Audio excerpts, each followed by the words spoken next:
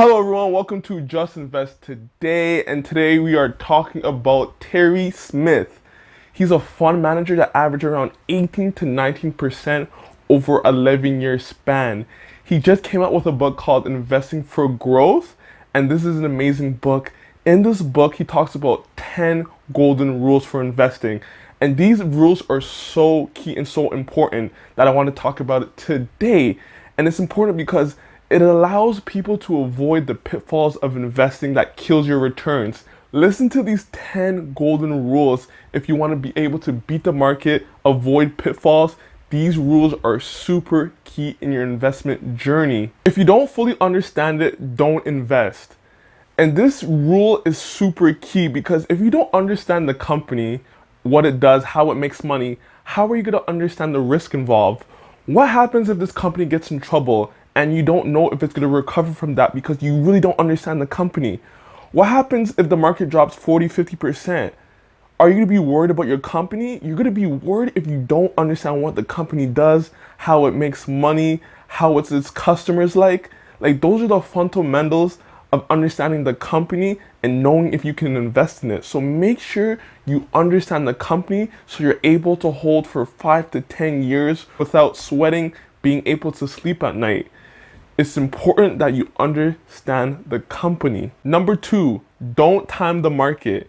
Do you really think you're going to be able to call the top of a market cycle, sell out perfectly, and then as soon as it goes down, get right back in?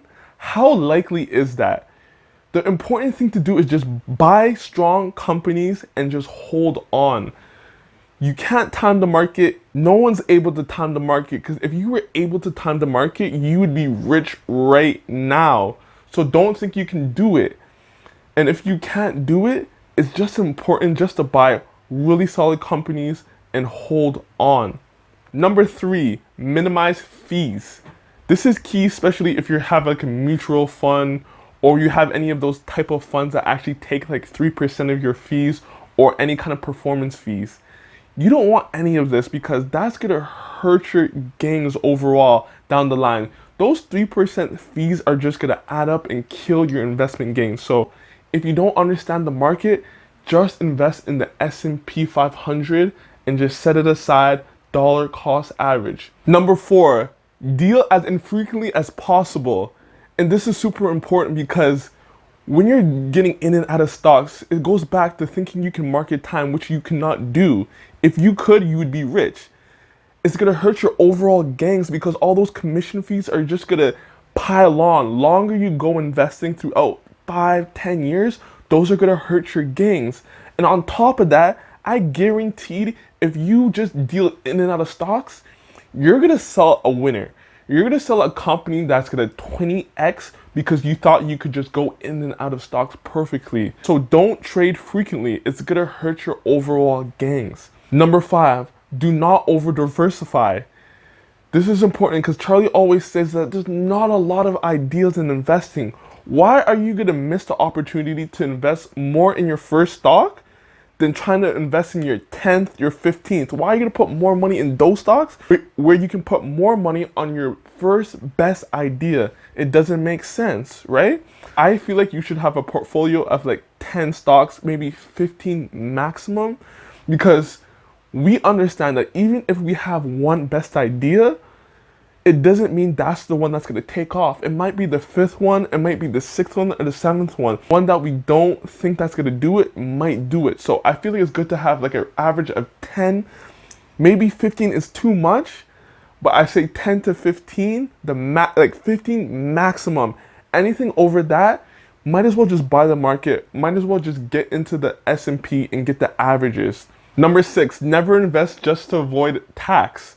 This is just a stupid thing to do. Why would you put your hard-earned money just to avoid taxation? What if that stock actually does bad? Like, don't do that. It just doesn't make sense. Don't invest just to avoid taxes. Number 7, don't invest in poor quality companies.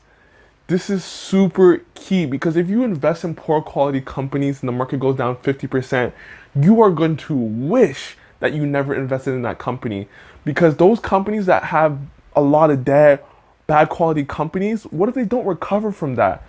It's super important to invest in companies with competitive advantages, with good management that you understand. So you can be able to hold those companies for 5 to 10 years and don't have to worry about them, and you can sleep good at night. Number 8, buy shares in a business that an idiot can run.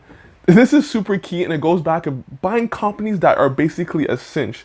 Companies where you can just have your feet up on the desk, you don't really have to worry about it. Think about companies like Apple, like Amazon, because one day you never know what's gonna happen. You never know 5, 10 years down the line that an idiot might actually have to run your company, and the company is gonna be so strong it's gonna actually overcome those things. Because we don't want to always rely on a company that the management has to do some extravagant things to make this company go good, because that means a lot of things can go bad and really influence that company. Number 9, do not engage in the greater fool theory. And this is so important not to do. A lot of people think they can just buy overpriced companies in hope to sell it to a greater fool, not worrying about the downside.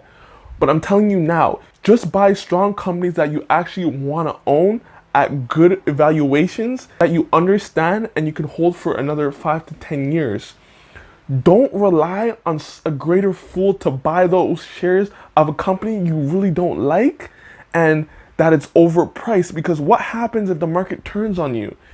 When is that company to get to that price that you feel like a greater fool will buy? Don't rely on that in this market at this time. Number 10, if you do not like what's happening with your shares, turn off the screen. A lot of people understand that your shares, the stock is going to go up and down for a various amount of reasons. It might have nothing to do with the fundamental business. We understand that companies take a long time to actually change.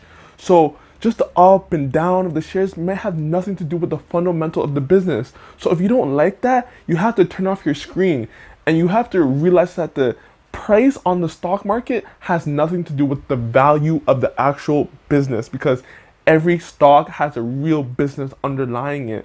So make sure you put that in your head. So if you don't like what's happening with your company, with your shares, and you know the fundamental business is still strong, just turn off your screen, ignore it.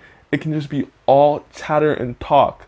So that's it for the video, guys. Tell me what you think about these 10 golden rules by Terry Smith. If you liked the video, can you please like it, subscribe to my channel, and I'll get back to you in the next video. Peace.